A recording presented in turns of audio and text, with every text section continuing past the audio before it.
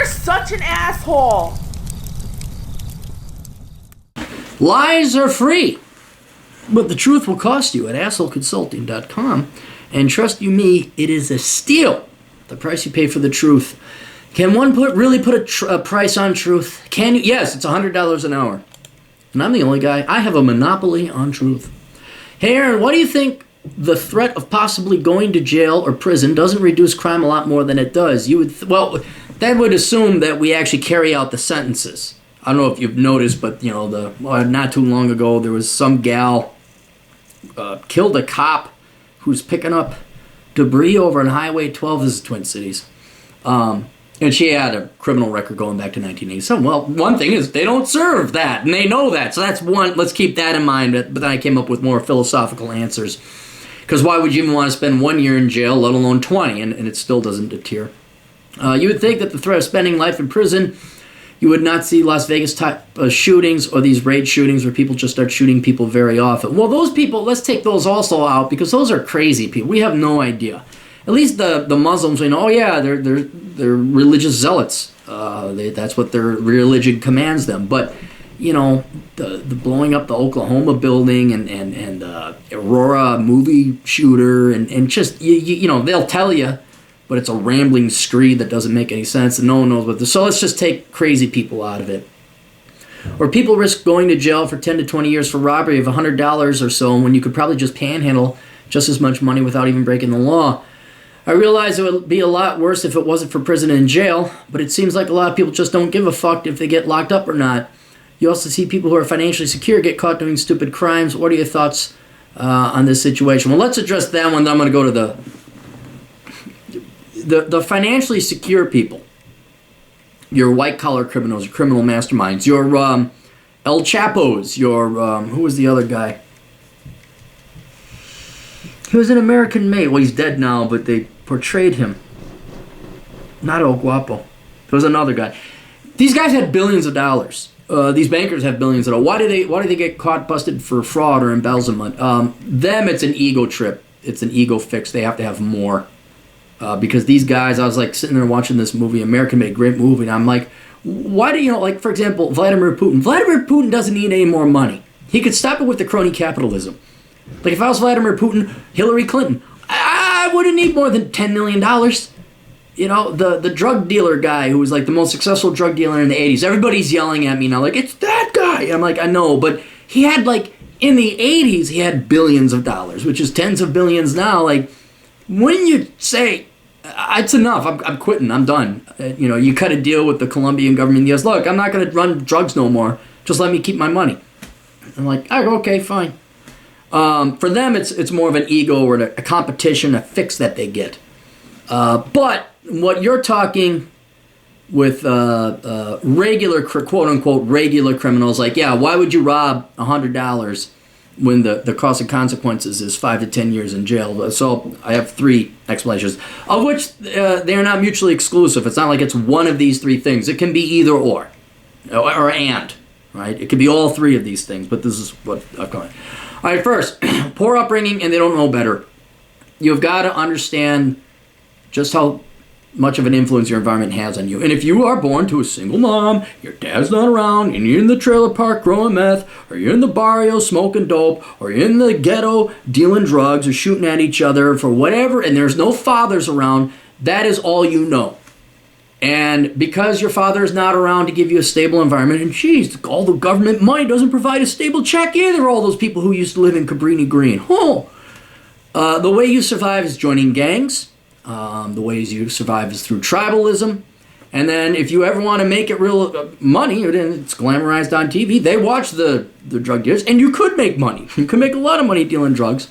That's all they know. They don't think, I'm going to go work at McDonald's and then go to college. How many of them are actually even thinking about going to college? How many of them have that parental upbringing? They got their single mom saying, I need more welfare. Or like that client I had where the mom was going to kick him out of the house if he didn't stay living there, otherwise she'd lose her Section 8 housing. So when you're in that type of environment, about your only hope is to get into the military. And then there's hope and salvation there.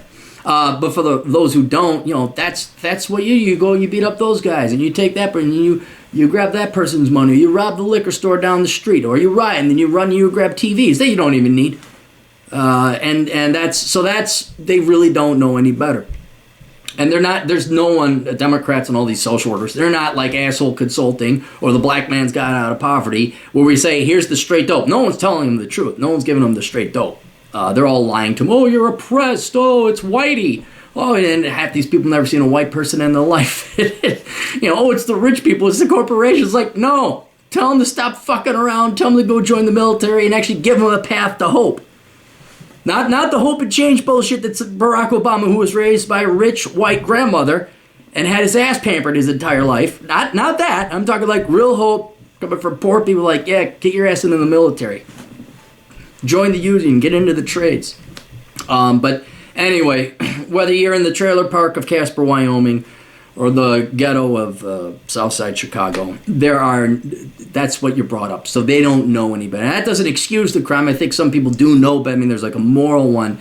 But when you have no other options, employment-wise, or how to get ahead, and this is all it's been, because remember, the swivel little white girl from Winnetka who got her degree in social work, she's going to come down there and help you black people over in the South Side because she cares so much.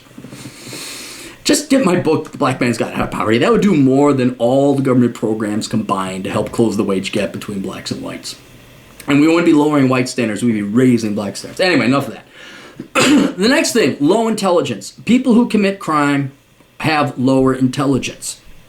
And if you have lower, and such lower intelligence that they cannot do a cost-benefit analysis.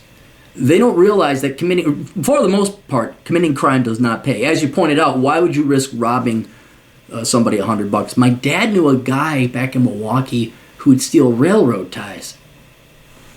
And my dad made a very good point. He's like, if I'm going to go to jail, it's not going to be because I stole railroad ties. I mean, if I got to commit a crime, it's going to be criminal fucking mastermind, and the payoff is going to be huge because I don't want to go to jail. I don't want to be stuck in a cage, frankly. But that's because we're, IQ of I think it's 90 and below. That's where 90 is where the crime cuts off. Because people say, well, wait a minute, I might go to jail. Well, that's not worth it. It's not worth stealing that candy bar and facing a criminal record that would then ruin my employment prospects. So once you get above an IQ of about 90, you can think of costs and consequences. You can do cost-benefit analysis. You could say, is the is the return worth the risk? And then, for the most part, you realize, no, this is stupid to commit a crime like this. Like, if you're going to commit a crime, commit a big one and put a lot of thought into it. And even then, I mean, my goal is to basically not die and not end up in jail. And I don't care. I made $15,000 a year. And it was tough going, but it still beats death, and it still beats being in jail. I could go wherever I wanted. I could bike. I could run. Look at trees, birds. But a lot of the criminals, not your Bertie Madoff, Goldman Sachs assholes, but a lot of your criminals, the street criminals, are just not that smart, and they don't think. Here's another perfect example.